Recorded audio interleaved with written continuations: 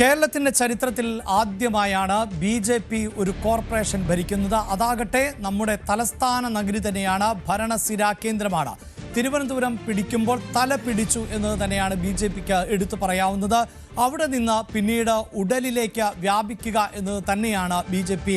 ലക്ഷ്യം വയ്ക്കുന്നത്. അങ്ങനെ കേരളത്തിൻ്റെ വിവിധ ഭാഗങ്ങളിൽ ഉൾപ്പെടെ ചുവടുറപ്പിക്കുക, വരാൻ പോകുന്ന നിയമസഭാ തെരഞ്ഞെടുപ്പിൽ കരുത്ത് കാണിക്കുക, കഴിയുന്നത് 9 മണ്ഡലങ്ങൾ എങ്കിലും ഈ തെരഞ്ഞെടുപ്പിൽ പിടിക്കാൻ പറ്റുമെന്ന ഒരു ആത്മവിശ്വാസം ബി.ജെ.പിക്കുണ്ട്. 34 ഇടങ്ങളിൽ ആണ് ബി.ജെ.പി. ഫോക്കസ് ചെയ്യാൻ പോകുന്നത്. അതിൻ്റെ പ്രഖ്യാപനം പ്രധാനമന്ത്രി നരേന്ദ്രമോദിയുടെ ഭാഗത്ത് നിന്ന് തന്നെ ഉണ്ടാകും എന്നാണ് നമുക്ക് മനസ്സിലാക്കേണ്ടത്. അങ്ങനെ തദ്ദേശ തെരഞ്ഞെടുപ്പിന് ശേഷം നിയമസഭാ തെരഞ്ഞെടുപ്പിന് കൂടി ഒരുങ്ങുകയാണ് ബി.ജെ.പി. ബി.ജെ.പിയുടെ മിഷൻ 2026 എന്ത് എന്നതാണ് ഇനി നമ്മൾ വിശദമായി അറിയാൻ പോകുന്നത്. നേരത്തെ തന്നെ നമുക്കറിയാം, തദ്ദേശ തെരഞ്ഞെടുപ്പിൻ്റെ പ്രചാരണ ഘട്ടത്തിൽ പ്രധാനമന്ത്രി നരേന്ദ്രമോദി തിരുവനന്തപുരത്തേക്ക് എത്തും, അതും 45 ദിവസത്തിനുള്ളിൽ എന്നതായിരുന്നു തെരഞ്ഞെടുപ്പിൽ പ്രധാനമായും ഊന്നിപ്പറഞ്ഞിരുന്നത്. ഇപ്പോഴിതാ തിരുവനന്തപുരം കോർപ്പറേഷൻ ബി.ജെ.പിയുടെ പിടിയിലായിട്ടുണ്ട്. അതുകൊണ്ട് തന്നെ നരേന്ദ്രമോദിയുടെ വരവ് എത്രയും പെട്ടെന്ന് ഉണ്ടാകും എന്ന് വേണം നമുക്ക് അനുമാനിക്കാൻ. അങ്ങനെയെങ്കിൽ നരേന്ദ്രമോദി കേരളത്തിലേക്ക് എത്തുന്നത് തിരുവനന്തപുരത്തിന് പ്രത്യേകമായ പ്രഖ്യാപനങ്ങൾക്ക് വേണ്ടി മാത്രമായിരിക്കില്ല, ചില രാഷ്ട്രീയ പ്രഖ്യാപനങ്ങൾ കൂടി നടത്തുന്നതിന് വേണ്ടിയായിരിക്കും. ആ മിഷൻ എന്ത് എന്നതിലേക്കാണ് ഇനി നമ്മൾ വിശദമായി പോകുന്നത്. അതായത് വരാൻ പോകുന്ന നിയമസഭാ തെരഞ്ഞെടുപ്പിൽ 34 മണ്ഡലങ്ങളിൽ ആയിരിക്കും ബി.ജെ.പി. ശ്രദ്ധ ഊന്നാൻ പോകുന്നത്. അത് ഒന്നുകിൽ വിജയ സാധ്യത അല്ലെങ്കിൽ വിജയമുറപ്പിക്കുന്ന, അതായത് മറ്റ് രാഷ്ട്രീയ പാർട്ടികളെക്കാൾ വ്യത്യസ്തമായി ബി.ജെ.പിയുടെ ഒരു തെരഞ്ഞെടുപ്പ് പ്രചാരണ തന്ത്രം എന്നത് അവർ ക്ലാസുകളായി മണ്ഡലങ്ങളെ തിരിക്കും എന്നുള്ളതാണ്. എ ക്ലാസ് മണ്ഡലങ്ങൾ, എ+ മണ്ഡലങ്ങൾ, ബി ക്ലാസ്, ബി+ മണ്ഡലങ്ങൾ, അങ്ങനെയൊക്കെയാണ് മണ്ഡലങ്ങളെ തിരിക്കുന്നത്. അത് ലോക്സഭാ തെരഞ്ഞെടുപ്പിലടക്കം പൊതുവെ ഇന്ത്യയുടെ മുഴുവൻ ലോക്സഭാ സീറ്റുകളുടെയും പട്ടികയെടുത്ത ശേഷം ആ മണ്ഡലങ്ങൾ എന്ന നിലയിലാണ് തിരിക്കുക. അതിൽ തന്നെ കേരളത്തിൽ തിരുവനന്തപുരവും തൃശ്ശൂരും ഒക്കെ അത്രമേൽ ഫോക്കസ് ചെയ്യപ്പെട്ട മണ്ഡലങ്ങളായിരുന്നു. അതിൽ തൃശ്ശൂരിൽ വിജയിക്കാൻ സാധിച്ചു. തിരുവനന്തപുരത്ത് വലിയ ഫൈറ്റ് നൽകാൻ ബി.ജെ.പിക്ക് സാധിച്ചു എന്ന് തന്നെ പറയാം. അവസാന ലാപ്പിലൊക്കെയാണ് പതിവ് പോലെ ശശി തരൂർ വിജയിച്ച് കയറിയത് എന്ന് നമ്മൾ കണ്ടതാണ്. ഈ വോട്ടെണ്ണലിൻ്റെ ദിവസങ്ങളിൽ 20,000 വോട്ടിൻ്റെ മേൽക്കൈ വരെ എതിരാളിയേക്കാൾ നേടിയിരുന്നു തിരുവനന്തപുരത്ത് രാജീവ് ചന്ദ്രശേഖർ എന്നതൊക്കെ നമുക്ക് ഓർമ്മയുണ്ടാകും. അപ്പോൾ അങ്ങനെയുള്ള 34 മണ്ഡലങ്ങളിൽ ആണ് ഈ ശ്രദ്ധ കേന്ദ്രീകരിക്കാൻ പോകുന്നത് എന്നതാണ് എടുത്തു പറയേണ്ടത്. ജനുവരി 2-ാം വാരം തന്നെ സ്ഥാനാർത്ഥി പ്രഖ്യാപനത്തിലേക്ക് ഒരു പക്ഷേ ബി.ജെ.പി. കടന്നാൽ പോലും അത്ഭുതപ്പെടേണ്ടതില്ല എന്ന് വേണം നമുക്ക് പറയാൻ. അതായത് വിജയിക്കാൻ ഉറപ്പിക്കുന്ന മണ്ഡലങ്ങൾ, വിജയ സാധ്യതയുള്ള മണ്ഡലങ്ങൾ, ഈ മണ്ഡലങ്ങളിലേക്ക് ഒരു പക്ഷേ സ്ഥാനാർത്ഥിയെ പ്രഖ്യാപിക്കുന്നത് മറ്റു മുന്നണികളെക്കാൾ വേഗത്തിൽ ബി.ജെ.പി. ആയിരിക്കും. ഇവിടെ പ്രിയപ്പെട്ട പ്രേക്ഷകരെ ഒന്ന് ഓർമ്മിപ്പിക്കേണ്ടത്, നിലവിൽ തന്നെ രാജീവ് ചന്ദ്രശേഖർ തൃശ്ശൂരിൽ നടന്ന വാർത്താ സമ്മേളനമുണ്ട്. ആ വാർത്താ സമ്മേളനത്തിൽ നേമത്ത് താനായിരിക്കും സ്ഥാനാർത്ഥി എന്ന് നേരത്തെ തന്നെ പറഞ്ഞു കഴിഞ്ഞ പശ്ചാത്തലമുണ്ട്. അവിടെയാണ് ചില സ്ഥാനാർത്ഥികളെ ബി.ജെ.പി. തയ്യാറാക്കി കഴിഞ്ഞിട്ടുണ്ട് എന്നും അവരെ അവതരിപ്പിക്കാൻ പോകുന്നുവെന്നും നമ്മൾ മനസ്സിലാക്കേണ്ടത്.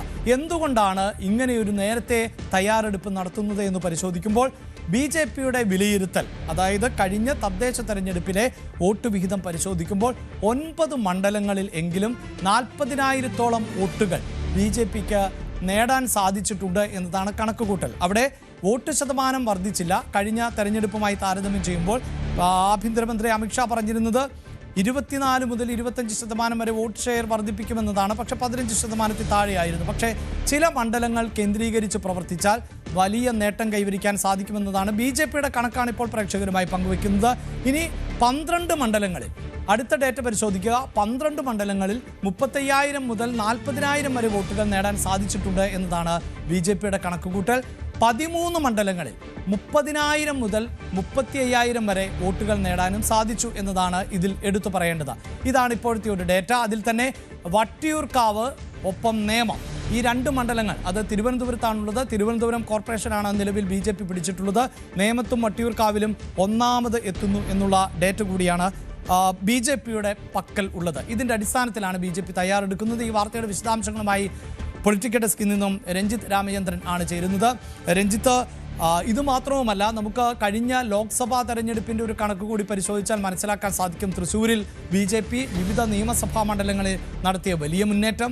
തിരുവനന്തപുരത്തേക്ക് തന്നെ വന്നാൽ അവിടെ നേമം, വട്ടിയൂർക്കാവ്, കഴക്കൂട്ടം ഈ മണ്ഡലങ്ങളിലൊക്കെ വലിയ മുന്നേറ്റം ആയിരുന്നു നടത്തിയത്. ശശി തരൂരാകട്ടെ അദ്ദേഹത്തിൻ്റെ പരമ്പരാഗത മണ്ഡലങ്ങൾ, ഇപ്പോൾ പാറശാല പോലെ കോവളം പോലെയുള്ള ഇടങ്ങളിൽ ആണ് അത് മെയിൻറ്റെയിൻ ചെയ്തത് എന്നത് നമുക്ക് വ്യക്തമാണ്. അപ്പോൾ ആഞ്ഞു പിടിച്ചാൽ BJPക്ക് അന്യമല്ല കേരളത്തിലെ പല നിയമസഭാ മണ്ഡലങ്ങളും എന്നൊരു ബോധ്യം BJPക്ക് ഉണ്ടാവുകയാണോ? അതിൻ്റെ അടിസ്ഥാനത്തിലാണോ ഈ മിഷൻ 2026 കടക്കുന്നത്? അങ്ങനെ ഒരു കണക്കുകൂട്ടലിലാണ് BJP, അഭിലാഷ്, എന്ന് വേണം മനസ്സിലാക്കാൻ. കാരണം ആ തരത്തിലുള്ള പ്രവർത്തനങ്ങൾ അവർ കാലേകൂട്ടി. ഒരുപക്ഷെ രണ്ട് മുന്നണികളെക്കാൾ മുൻപ് കേരളത്തിൽ നിയമസഭാ തെരഞ്ഞെടുപ്പിന്റെ തയ്യാറെടുപ്പുകൾ നടത്താൻ പോകുന്ന ഒരു പാർട്ടിയായി BJP മാറുകയാണ്. നമുക്കറിയാം തിരുവനന്തപുരം മേയർ സ്ഥാനം BJPയുടെ VV രാജേഷ് ഏറ്റെടുത്തത്, തിരുവനന്തപുരം മേയർ തെരഞ്ഞെടുപ്പിൽ BJP വിജയിച്ചതൊക്കെ ദേശീയ തലത്തിൽ വലിയ ചർച്ചാ വിഷയമാക്കിയ ഒന്നാണ്. പ്രധാനമന്ത്രി ഇതുമായി ബന്ധപ്പെട്ട് തുടർച്ചയായ ട്വീറ്റുകൾ നടത്തിയതൊക്കെ നമ്മൾ കണ്ടതാണ്. ദേശീയ നേതൃത്വവും ഈ വിഷയം ഏറ്റെടുക്കുകയും രാജ് ചന്ദ്രശേഖരനെയും മറ്റും അഭിനന്ദിക്കുകയും മറ്റും ചെയ്തിരുന്നു. കേരളത്തിൽ മറ്റു സ്ഥലങ്ങളിൽ പ്രതീക്ഷിച്ച നേട്ടം ഉണ്ടായിട്ടില്ല എങ്കിൽ പോലും തിരുവനന്തപുരത്തെ നേട്ടത്തെ അത്രമേൽ വിലമതിച്ചതായി അവർ കണക്കാക്കുന്ന ഒരു പശ്ചാത്തലം ഉണ്ട്. അതിനോട് ചേർത്ത് വെക്കണം. അപ്പോഴാണ് തിരുവനന്തപുരം ഫലം വന്നാൽ ഉടൻ 45 ദിവസത്തിനകം പ്രധാനമന്ത്രി കേരളത്തിലെത്തും എന്ന് ആ തെരഞ്ഞെടുപ്പിന് മുൻപ് മുതൽ തന്നെ BJP നേതാക്കൾ പറഞ്ഞു തുടങ്ങിയത്. ഇപ്പോൾ അത് യാഥാർത്ഥ്യമാകാൻ പോകുന്നു. ജനുവരി 3-ാം വാരം, അതായത് ജനുവരി 24-ന് മുൻപ് പ്രധാനമന്ത്രി കേരളത്തിൽ എത്തും എന്നാണ് നമുക്ക് മനസ്സിലാക്കുന്നത്. അത്തരത്തിലാണ് BJP സംസ്ഥാന നേതൃത്വം മാധ്യമങ്ങളോട് പങ്കുവെക്കുന്ന കാര്യങ്ങളും. ഇതിനോടനുബന്ധിച്ച് BJPയുടെ നിയമസഭാ തെരഞ്ഞെടുപ്പിന്റെ തയ്യാറെടുപ്പ് കൂടി ആരംഭിക്കുന്നു എന്നുള്ളതാണ് ഏറ്റവും പ്രധാനപ്പെട്ട കാര്യം. നിയമസഭാ തെരഞ്ഞെടുപ്പിലെ വളരെ പ്രധാനപ്പെട്ട കാര്യങ്ങളുടെ പ്രഖ്യാപനം കൂടി പ്രധാനമന്ത്രിയുടെ ഭാഗത്തുനിന്നുണ്ടാകും എന്നാണ് മനസ്സിലാക്കേണ്ടത്. പ്രധാനമന്ത്രിയുടെ വരവിനോടനുബന്ധിച്ച് മറ്റു കാര്യങ്ങൾ തയ്യാറാക്കാൻ സംസ്ഥാന നേതൃത്വത്തോട് ആവശ്യപ്പെട്ടു കഴിഞ്ഞു എന്നുള്ളതാണ് ഏറ്റവും പ്രധാനപ്പെട്ട വിവരം. അതിൽ നേരത്തെ അഭിലാഷ് പറഞ്ഞതുപോലെ 34 മണ്ഡലങ്ങൾ, കേരളത്തിലെ വളരെ പ്രധാനപ്പെട്ട 34 മണ്ഡലങ്ങൾ കേന്ദ്രീകരിച്ചായിരിക്കും BJPയുടെ ഇത്തവണത്തെ നിയമസഭാ തെരഞ്ഞെടുപ്പിലെ പ്രവർത്തനം എന്നുള്ളതാണ്. എല്ലാ മണ്ഡലങ്ങളിലും സ്ഥാനാർത്ഥികളെ നിർത്തുമെങ്കിൽ പോലും ഇത്തവണ A class, B class, C class എന്ന തരംതിരിവില്ലാതെ 34 മണ്ഡലങ്ങൾ പ്രധാനമായും കേന്ദ്രീകരിച്ച് അവിടെ സ്ഥാനാർത്ഥികളെ ജനുവരി 2-ാം വാരത്തോടുകൂടി പ്രഖ്യാപിച്ചു, അതായത് അടുത്ത ആഴ്ചയോടുകൂടി 2 ആഴ്ചക്കുള്ളിൽ പ്രഖ്യാപിച്ച് തെരഞ്ഞെടുപ്പ് പ്രചരണം ആരംഭിക്കാനുള്ള ശ്രമം BJPയുടെ ഭാഗത്തു നിന്ന് ഉണ്ടായിരിക്കുകയാണ്. ഇപ്പോൾ 2 മണ്ഡലങ്ങളിൽ ഇതിനകം തന്നെ നേമത്ത് രാജീവ് ചന്ദ്രശേഖറും ഒപ്പം കഴക്കൂട്ടത്ത് V മുരളീധരനും തങ്ങളുടെ സ്ഥാനാർത്ഥിത്വം സ്വമേധയാ പ്രഖ്യാപിച്ച ഒരു പശ്ചാത്തലം കൂടി ഇതിനോട് ചേർത്ത് വെക്കണം. നേരത്തെ തദ്ദേശ തെരഞ്ഞെടുപ്പിൽ ഓരോ മണ്ഡലങ്ങൾ കേന്ദ്രീകരിച്ചായിരുന്നു നേതാക്കൾക്ക് ചുമതല നൽകിയിരുന്നത്. ആ മണ്ഡലങ്ങളിൽ തന്നെ പ്രവർത്തനങ്ങളുമായി മുന്നോട്ട് പോകാനുള്ള നിർദ്ദേശമാണ് സംസ്ഥാന നേതൃത്വം ഈ നേതാക്കൾക്ക് നൽകിയിരിക്കുന്നത് എന്ന് ഏറ്റവും പ്രധാനമാണ്. അതിൽ നേരത്തെ അഭിലാഷ് പറഞ്ഞ 1-2 ഘടകങ്ങൾ നമ്മൾ ഇതിനോട് ചേർത്ത് വെക്കണം. അതായത് 9 മണ്ഡലങ്ങളിൽ 40,000-ന് മുകളിൽ വോട്ട് BJP നേടി. ഇതിൽ 5 മണ്ഡലങ്ങളിൽ 45,000-ഓളം വോട്ടുകൾ നേടിയ 5 മണ്ഡലങ്ങൾ കൂടി ഇതിൻ്റെ കൂട്ടത്തിലുണ്ട് എന്നുള്ളതാണ്. ഈ 9 മണ്ഡലങ്ങൾ നേമം, കാട്ടാക്കട, കഴക്കൂട്ടം, ചെങ്ങന്നൂർ, മലമ്പുഴ, ഏലത്തൂർ, കാസർഗോഡ്, മഞ്ചേശ്വരം, അരൂർ ഇങ്ങനെയുള്ള 9 മണ്ഡലങ്ങളിലാണ് BJP 40,000-ലധികം വോട്ടുകൾ ഈ തദ്ദേശ തെരഞ്ഞെടുപ്പിൽ നേടിയത് എന്നത് ശ്രദ്ധേയമാണ്. ഈ മണ്ഡലങ്ങളിൽ വലിയ പ്രതീക്ഷ BJP അർപ്പിക്കുന്ന പശ്ചാത്തലമുണ്ട്. ഇവിടെ പ്രധാനപ്പെട്ട നേതാക്കൾ തന്നെ കളത്തിലിറങ്ങും എന്ന കാര്യത്തിൽ സംശയമില്ല. ഒപ്പം 35,000 മുതൽ 40,000 വരെ വോട്ടുകൾ നേടിയ 12 മണ്ഡലങ്ങൾ ഈ തദ്ദേശ തെരഞ്ഞെടുപ്പുമായി ബന്ധപ്പെട്ട് കേരളത്തിലുണ്ട് എന്നതും BJPക്ക് ആത്മവിശ്വാസം നൽകുന്ന ഘടകമാണ്. അത് കോവളം, വട്ടിയൂർക്കാവ്, പാറശാല, ചിറയൻകീഴ്, കൊട്ടാരക്കര, പുതുക്കാട്, ഇരിങ്ങാലക്കുട, കൊടുങ്ങല്ലൂർ, നാട്ടിക, ഒറ്റപ്പാലം, പാലക്കാട്, മാവേലിക്കര ഈ മണ്ഡലങ്ങൾ, ഈ 12 മണ്ഡലങ്ങളിൽ 35,000-നും 40,000-നും ഇടയ്ക്ക് വോട്ട് BJP നേടിയിട്ടുള്ളത് എന്നത് ശ്രദ്ധേയമാണ്. മറ്റൊന്ന് 30,000-നും 35,000-നും ഇടയ്ക്ക് വോട്ട് നേടിയ 13 മണ്ഡലങ്ങൾ കൂടി ഈ 34 മണ്ഡലങ്ങളുടെ പട്ടികയിൽ BJP പെടുത്തിയിട്ടുണ്ട്. അത് തിരുവനന്തപുരമാണ് പ്രധാനപ്പെട്ട ഒന്ന്. മറ്റൊന്ന് ആറ്റിങ്ങൽ മണ്ഡലം. നമുക്കറിയാം ആറ്റിങ്ങലിലൊക്കെ കഴിഞ്ഞ തെരഞ്ഞെടുപ്പിൽ V മുരളീധരൻ വലിയ നേട്ടമുണ്ടാക്കിയ മണ്ഡലമാണ്. കുന്നത്തൂർ എന്ന സംവരണ മണ്ഡലം, അത് വളരെ പ്രധാനപ്പെട്ട ഒരു മണ്ഡലമായി BJP കാണുന്നുണ്ട്. ആറന്മുള, നേരത്തെ കുമ്മനം രാജശേഖരനൊക്കെ മത്സരിച്ച മണ്ഡലമാണ് ആറന്മുള. കരുനാഗപ്പള്ളിയിൽ നമുക്കറിയാം UDFന്റെ 2 വർഷമായി UDFന്റെ കുത്തക മണ്ഡലമായി നിൽക്കുന്ന ഒരു മണ്ഡലമാണ്, 2 ടേമായി. മറ്റൊന്ന് കുണ്ടറയിൽ PC വിശ്വനാഥാണ് MLA, കോൺഗ്രസിന്റെ ശക്തി കേന്ദ്രമാണ്. നേരത്തെ ഇടതുപക്ഷമൊക്കെ വലിയ ശക്തി തെളിയിച്ച അവിടെ 30,000-നും 30,000-നും ഇടയ്ക്ക് വോട്ടുകൾ BJP നേടിയ ഒരു മണ്ഡലമാണ്. ചേലക്കര കഴിഞ്ഞ നിയമസഭാ ഉപതെരഞ്ഞെടുപ്പിലടക്കം ചേലക്കരയിൽ നേട്ടമുണ്ടാക്കിയെന്ന ആത്മവിശ്വാസം BJPക്ക് ഉണ്ടായിരുന്നു. വടക്കാഞ്ചേരി BJP പ്രതീക്ഷ അർപ്പിക്കുന്ന ഒരു മണ്ഡലമായി മാറുന്നു. മണലൂരിലും BJPക്ക് 30,000-നും 30,000-നും ഇടയ്ക്ക് വോട്ട് കിട്ടിയ മണ്ഡലമാണ്. ഷൊർണൂർ, കുന്നമംഗലം, കോഴിക്കോട് നോർത്ത്, നെന്മാറ ഇങ്ങനെ 13 മണ്ഡലങ്ങളിലും 30,000-നും 30,000-നും ഇടയ്ക്ക് വോട്ടുകൾ നേടിയ മണ്ഡലം. ഇത്തരത്തിൽ ഞാൻ നേരത്തെ പറഞ്ഞതുപോലെ ഇത്തരത്തിലുള്ള വോട്ട് നേടിയ മണ്ഡലങ്ങൾ 34 മണ്ഡലങ്ങൾ കേന്ദ്രീകരിച്ചുള്ള പ്രവർത്തനത്തിന് ഇപ്പോൾ ഏതാണ്ട് സജ്ജമാകാനായി പാർട്ടി പ്രവർത്തകരോട് നിർദ്ദേശം നൽകിയിട്ടുണ്ട്. അവിടെ നേരത്തെ പറഞ്ഞ പോലെയുള്ള നേതാക്കൾ, മത്സരിക്കാൻ സാധ്യതയുള്ള തയ്യാറെടുപ്പുള്ള നേതാക്കൾ അവിടെ സജീവമായിട്ടുണ്ട്. അവർ ആ തരത്തിൽ കാര്യങ്ങൾ മുന്നോട്ട് കൊണ്ടുപോകുന്നുണ്ട്. നരേന്ദ്രമോദി അടുത്ത മാസം 24-നുള്ളിൽ ഇവിടെ എത്തുമ്പോൾ തിരുവനന്തപുരത്തിന്റെ വികസനവുമായി ബന്ധപ്പെട്ട സുപ്രധാന പ്രഖ്യാപനങ്ങൾ ഉണ്ടാകും. അത് ഏതാണ്ട് 6,000 കോടി എന്നൊക്കെയുള്ള കണക്കുകൾ അനൗദ്യോഗികമായൊക്കെ ലഭിക്കുന്നുണ്ട്. അതിലൊരു വ്യക്തതയില്ല. അതിനൊപ്പം നിയമസഭാ തെരഞ്ഞെടുപ്പിന്റെ ഒരു പ്രഖ്യാപനമായി അല്ലെങ്കിൽ തെരഞ്ഞെടുപ്പ് പ്രചരണത്തിന്റെ തുടക്കമായി അത് മാറുകയും ചെയ്യും.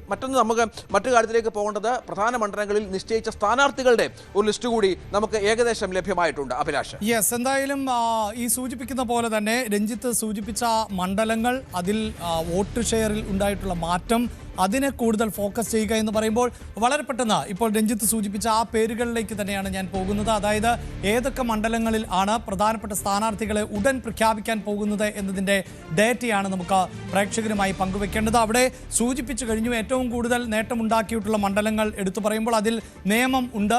നേമത്ത് രാജീവ് ചന്ദ്രശേഖർ എന്ന സ്ഥാനാർത്ഥി നേരത്തെ തന്നെ പ്രഖ്യാപിച്ചു കഴിഞ്ഞതാണ്. പ്രസ് ക്ലബിൽ അദ്ദേഹം തന്നെയാണ് പറഞ്ഞത് താൻ നേമത്ത് മത്സരിക്കാൻ പോകുന്നു എന്ന കാര്യം.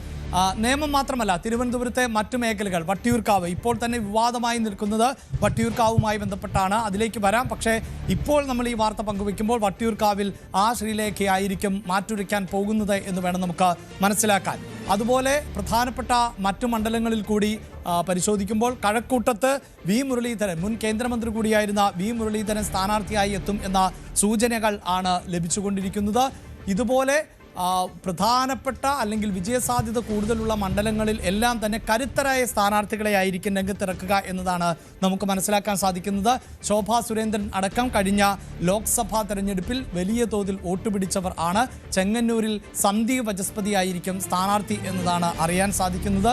ഒപ്പം കാട്ടാക്കടയിൽ PK കൃഷ്ണദാസിനെ രംഗത്തിറക്കും. കാട്ടാക്കടയിൽ നേരത്തെ തന്നെ സൂചിപ്പിച്ചു വലിയ തോതിൽ വോട്ട് വിഹിതം 40,000-ഓളം വോട്ട് ലഭിച്ചു എന്നതാണ് കണക്കുകൂട്ടൽ. അങ്ങനെ തന്ത്രപ്രധാനമായി BJP കണക്കാക്കുന്ന മേഖലകളിൽ കൊടുങ്ങല്ലൂർ, അതോടൊപ്പം തന്നെ തൃശ്ശൂർ, കെ സുരേന്ദ്രൻ 2 മണ്ഡലങ്ങളിൽ ആണ് സാധ്യത കാണുന്നത്. തൃശ്ശൂരിൽ സുരേഷ് ഗോപി വലിയ തോതിൽ മുന്നേറ്റം നടത്തിയ ഒരു പശ്ചാത്തലം കൂടിയുണ്ട്. നിയമസഭാ തെരഞ്ഞെടുപ്പിലും ഒപ്പം ലോക്സഭാ തെരഞ്ഞെടുപ്പിൽ സുരേഷ് ഗോപി വിജയിക്കുകയും ഒക്കെ ചെയ്ത പശ്ചാത്തലമുണ്ട്. അതുപോലെ തന്നെ പ്രധാനപ്പെട്ടതാണ് മലമ്പുഴ എന്നത്.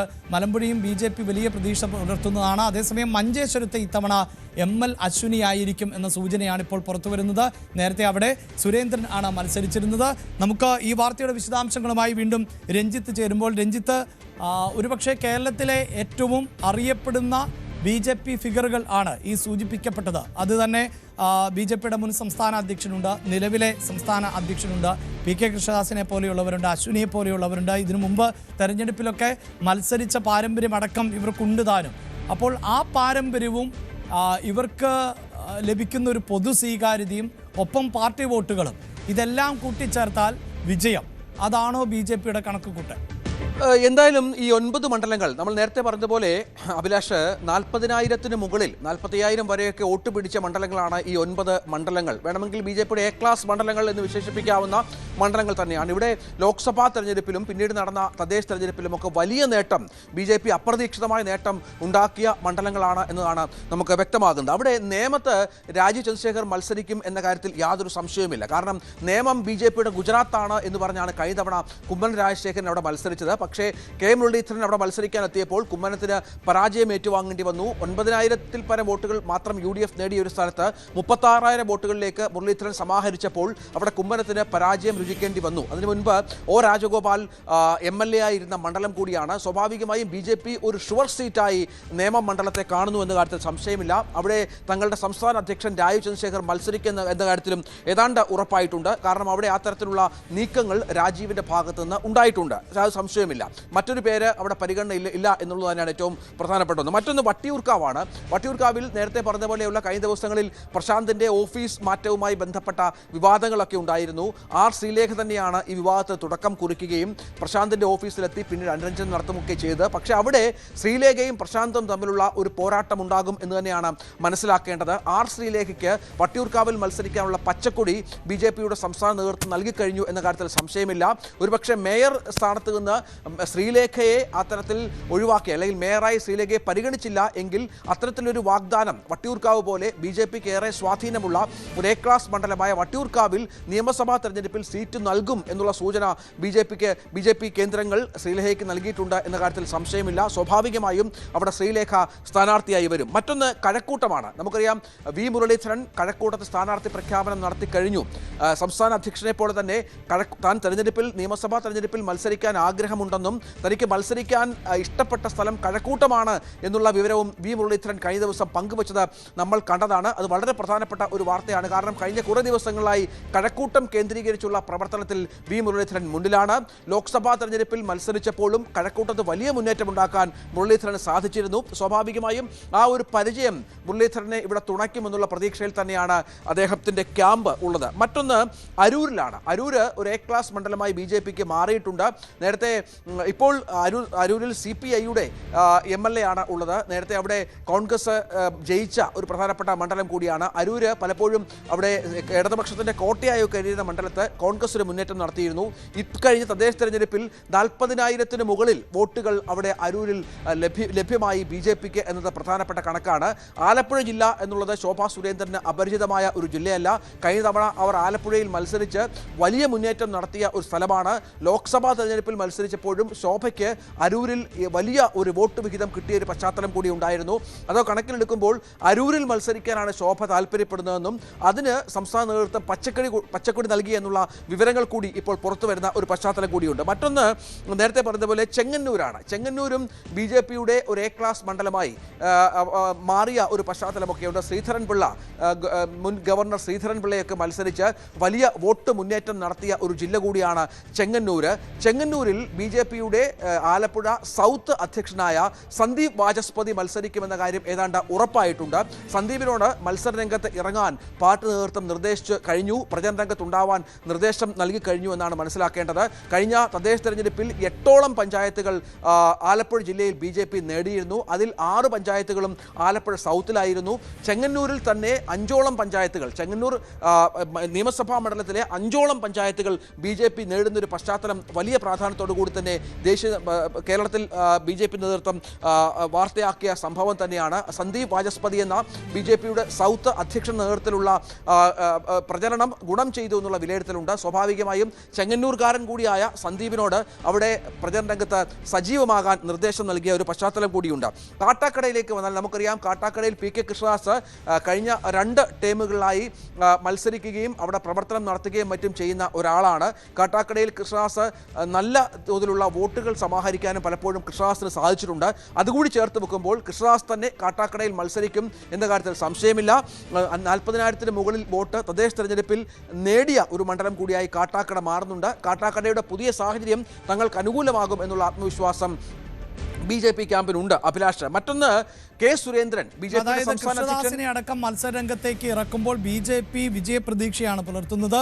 ഇനി നമുക്ക് സ്വാഭാവികമായും അറിയേണ്ടത് എന്തുകൊണ്ട് സുരേന്ദ്രനെ മാറ്റി പരീക്ഷിക്കുന്നു, അശ്വിനിക്ക് ഇടം നൽകുന്നു എന്നതാണ്. ഞാൻ അതിലേക്ക് വരാം രഞ്ജിത്ത്. നമുക്ക് ഒരു ഇടവേള എടുക്കേണ്ടത് അനിവാര്യമാണ്. എന്തായാലും BJP ഇത്തവണ വലിയ മുന്നേറ്റം നടത്തും എന്ന് പ്രതീക്ഷിക്കുന്ന ഒരു സാഹചര്യമുണ്ട്. BJP പ്രവർത്തകരും ഒക്കെ വലിയ ആവേശത്തിലാണ്. കാരണം തലസ്ഥാന നഗരി അവർക്ക് പിടിച്ചെടുക്കാൻ സാധിച്ചുവെങ്കിൽ അതുപോലെ ഒരു പ്രവർത്തനം നടത്തിയാൽ തങ്ങൾ ഫോക്കസ് ചെയ്യുന്ന മേഖലകളിൽ വിജയിക്കാൻ സാധിക്കും. അതിപ്പോൾ പരക്കെ കേരളത്തിൽ എന്നുള്ളതല്ല എന്നതാണ് നമുക്ക് ഓർത്തെടുക്കേണ്ടത്. ആ വാർത്തയുടെ വിശദാംശങ്ങളിലേക്ക് തന്നെ വരാം.